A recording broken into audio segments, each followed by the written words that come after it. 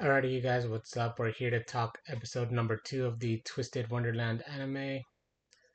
So, main thing to break down that's a little different compared to the last one that we forgot to add on details of is this time we're going to go over um, more of the episode breakdown, slightly more of the episode breakdown, and the breakdown for how it compares to the game itself as well, and then the added extra, I don't know if to say input, but the extra little detail of how it coincides with any twist tunes that happen in the game as well. So, episode 2 is called A Dismissive Ranking, and it coincides with the prologue. It is the chapter 3 of the prologue goes by the same name, A Dismissive Ranking.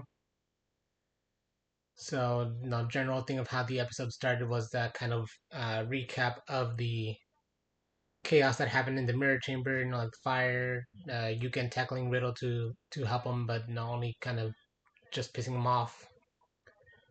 And then after that, it basically just breaks down into what is the general kind of like start of the episode, which carries on with Cater and Trey trying to calm down Riddle, de-escalate the situation, calm down Riddle, kind of get in between him and you. And then when they try and go with the mirror to try and get an idea of how or where to send you to get him back home, the mirror, outside of saying that like his home, there's like nowhere he belongs, so there's like nowhere to send him to.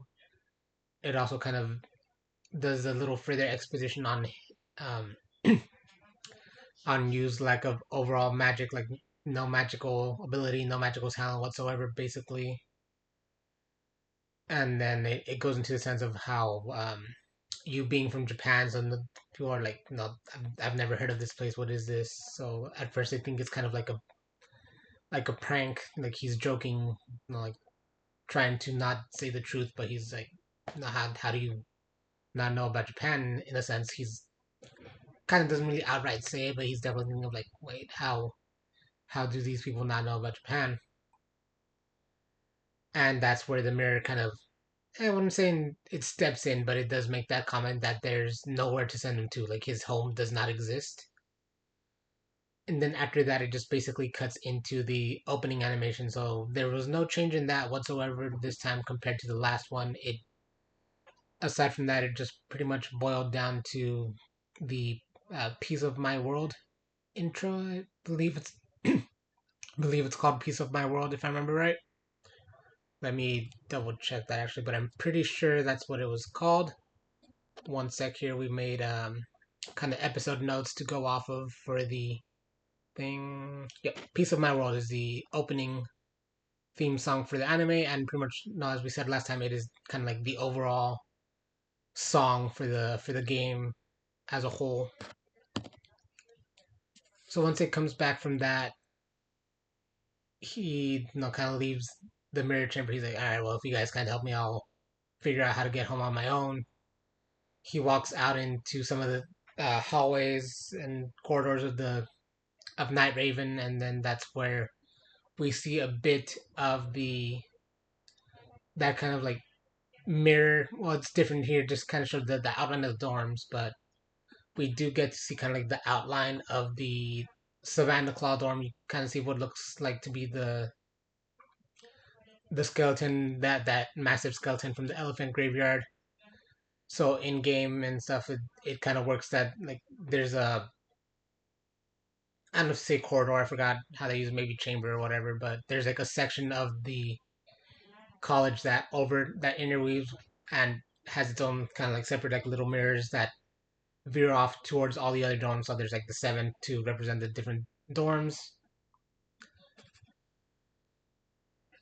And then pretty much after that, kind of Crowley goes to kind of try and console you in a sense, but he's like, well, no, being kind of in charge of this academy, I have to kind of at least shelter you for a little bit, and I will help you out to not just like leave you to your own devices and like you get yourself like killed or harmed or something type deal.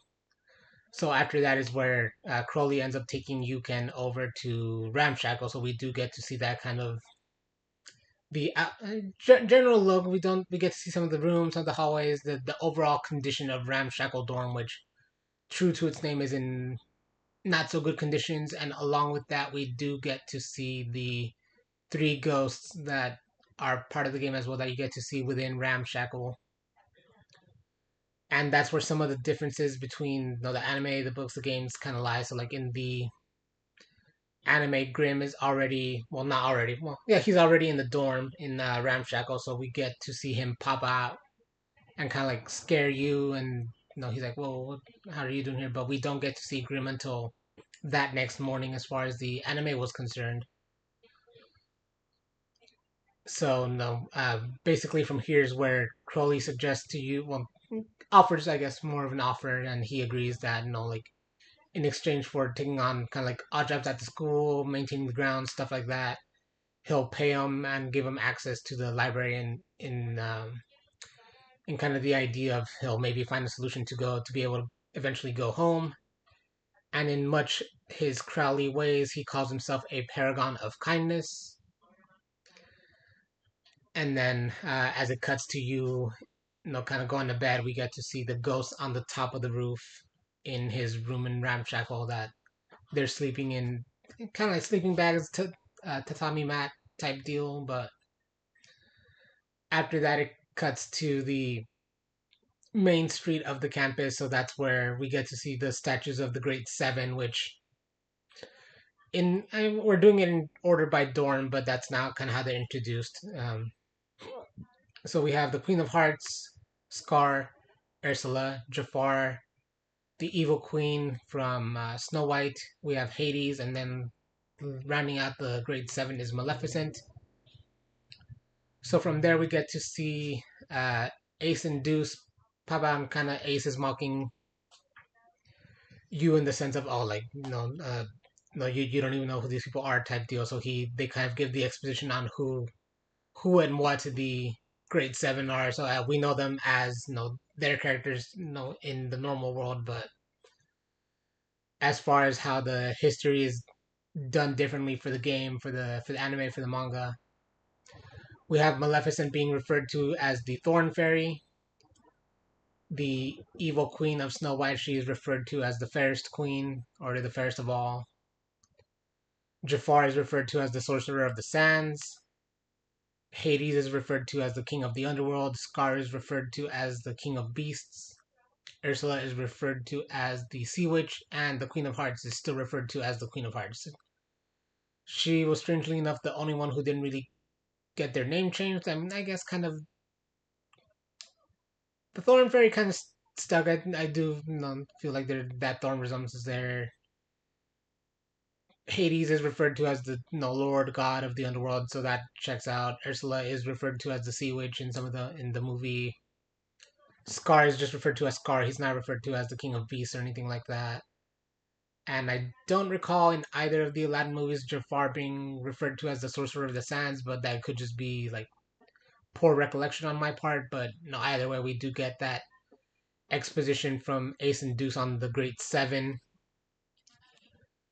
and you gives them his name. He's like, well, no, Yuka and Enma, and they struggle to pronounce it. So he's like, no, it's a kind of an easy name. Is it that hard to pronounce in this world type deal?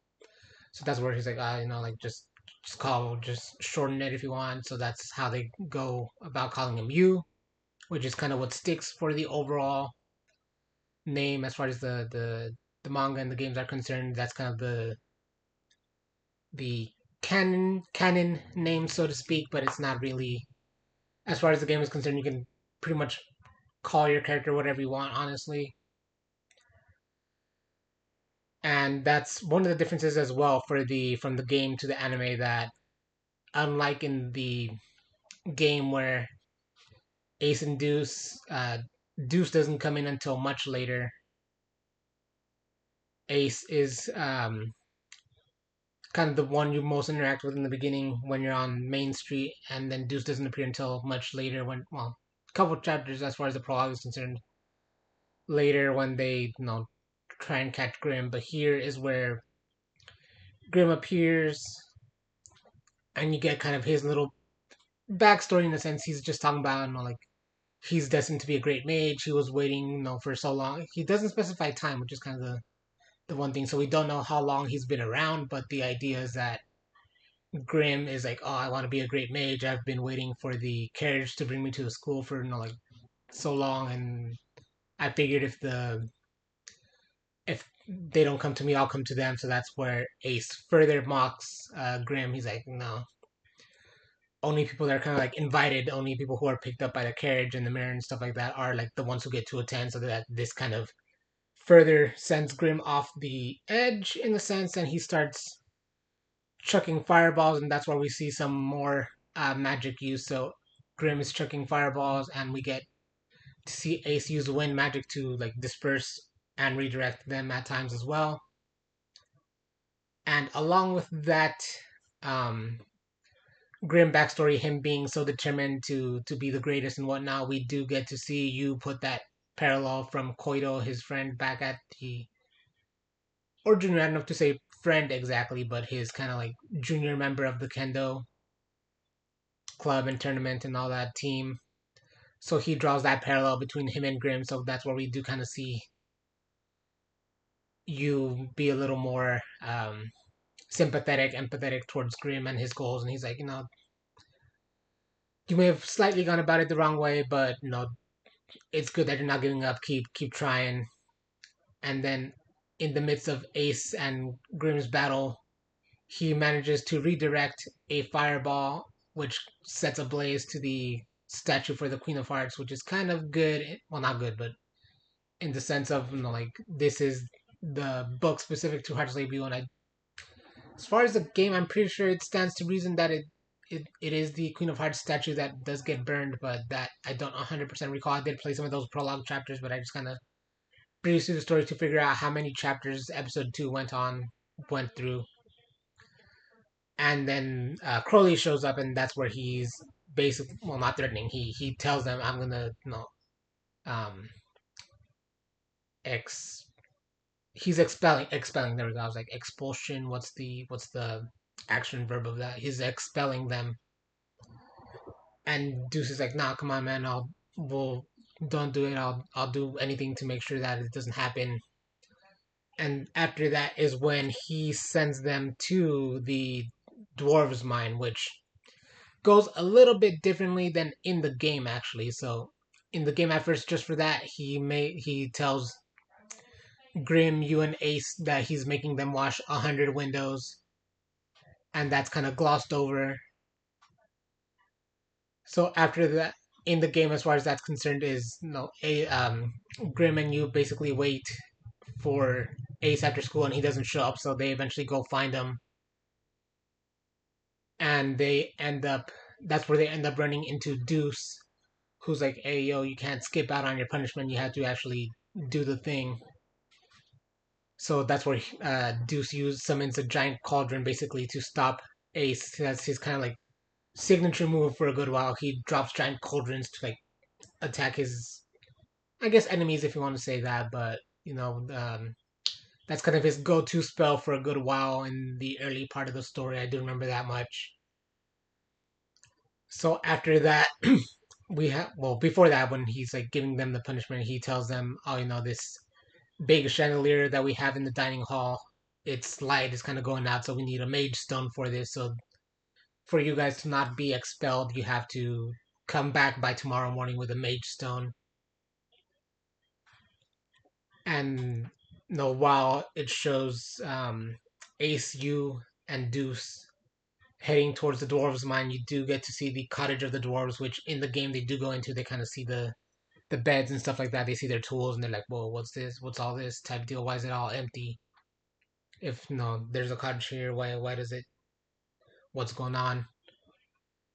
And then it shows back at Night Raven that Crowley is giving the rundown of the situation to Riddle, who's kind of getting even more angry after he comes out of Crowley's, I guess, office, if you want to call it that. It doesn't specify. He needs to he must have some sort of office specifically for himself, I assume. But no, Riddle is just further getting angry,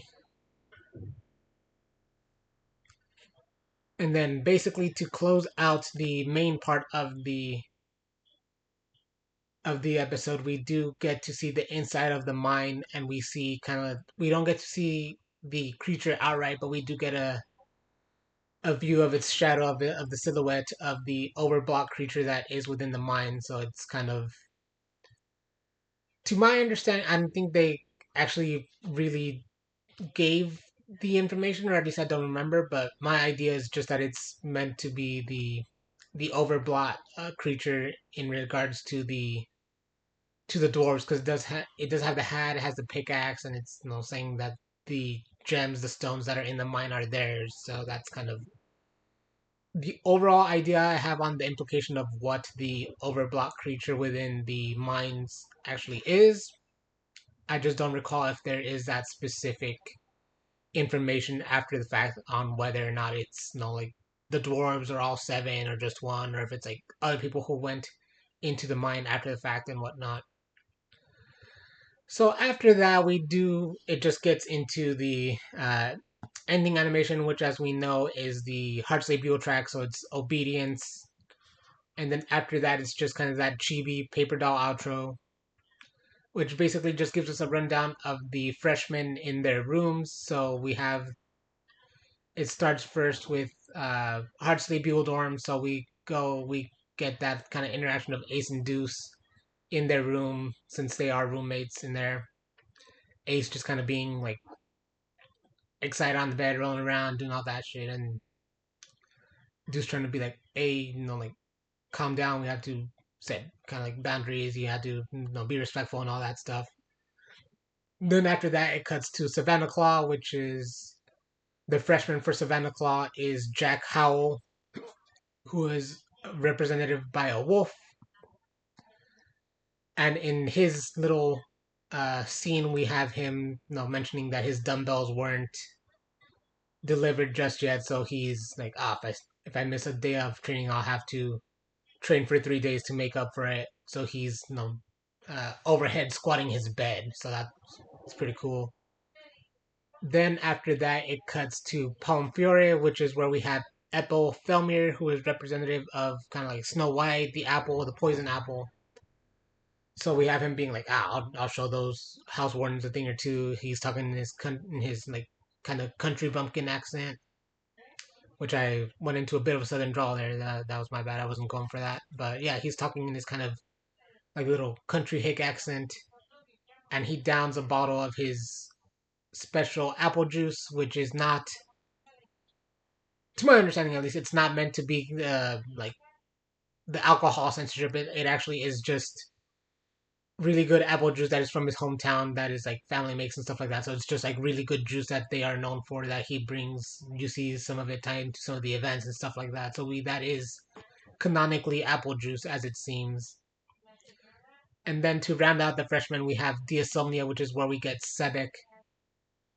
And in there, he's just basically trying to hang up his portrait of Mally. He's like, what's this? What's this spot? What's the best spot? This spot's good. Nah, this spot doesn't do well for Malleus, so he's going about his room in that sense. And then right before the full outro, we do have the cutaway to Malleus being outside the dorm, just kind of walking and looking. So he's still true to his, not true to his nature specifically, but true to the lore of things. He's like just kind of hanging out on his own for now.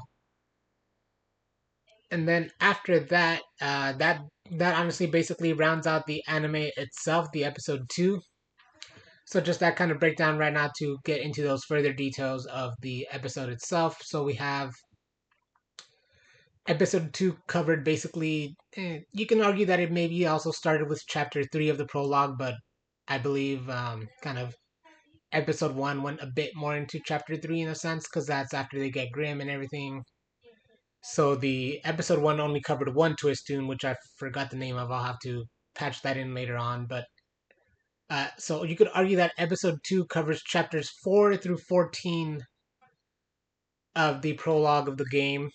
And as far as the episode content itself, it covers roughly 4 Twistoons worth of kind of story content. So we have I forgot the exact chapters they're in for the prologue, but as far as what those chapters are called, we have a perplexing puzzle, a move-in struggle, punishment ducking, and to the dwarf's mind. So we have 4 Twistoons that do get covered within episode 2.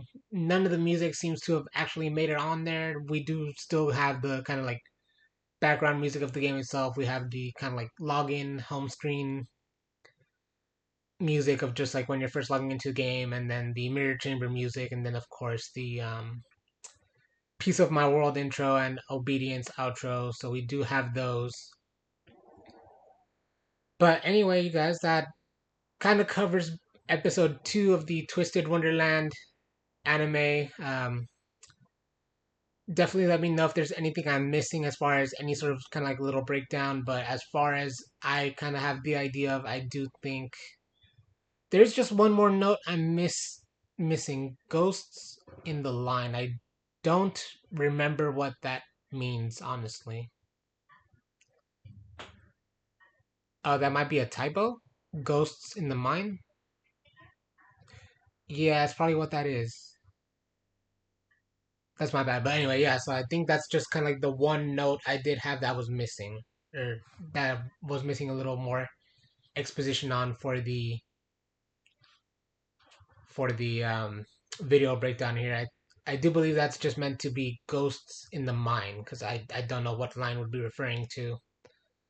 But I think that just covers the like little battle that you do when you first get into the mine in the game, because I do think you fight some ghosts. You don't the overblock creature is just kind of the main. I guess you could argue it's a villain. It's just neither here nor there. They kind of like try to get around it and still end up getting the mage stone and all that. But yeah. So we have Grim and you kind of like fighting off the ghosts in that first twist tune, the first 2 Twistoons, because the ghosts are like, kind of messing with them. So they're like, ah, damn.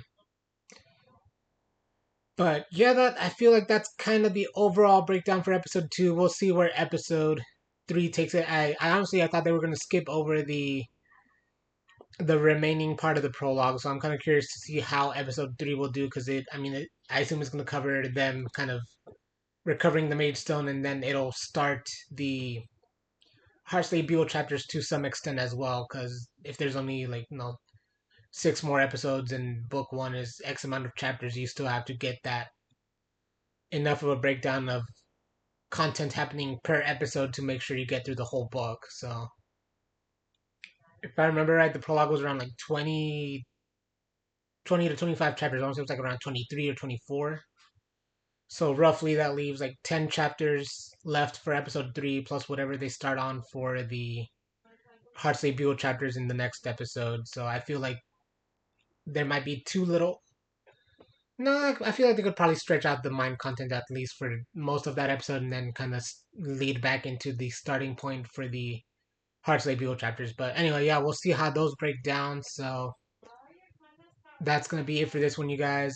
As always, thank you so much for joining. Feel free to share and like the videos, subscribe to the channels. If there's anything missing, anything you want us to do further exposition on, any sort of thing, any questions, comments, all that stuff, feel free to drop a line. And as always, thank you guys so much for joining. Feel free to share and like the videos, subscribe to the channels, all that good shit. Truly helps out and is appreciated. In the meantime, as far as page content is concerned, we'll bring this one out pretty much for the weekend, and then we'll carry on with posting the.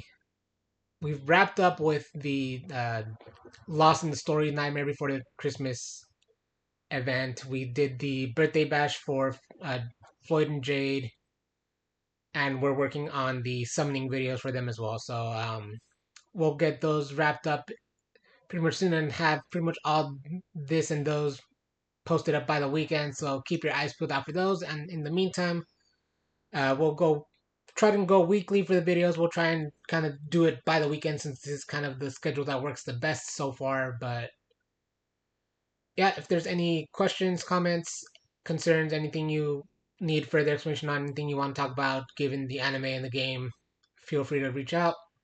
That's going to do it for this one, you guys. Thank you so much for joining. Signing off. Peace out.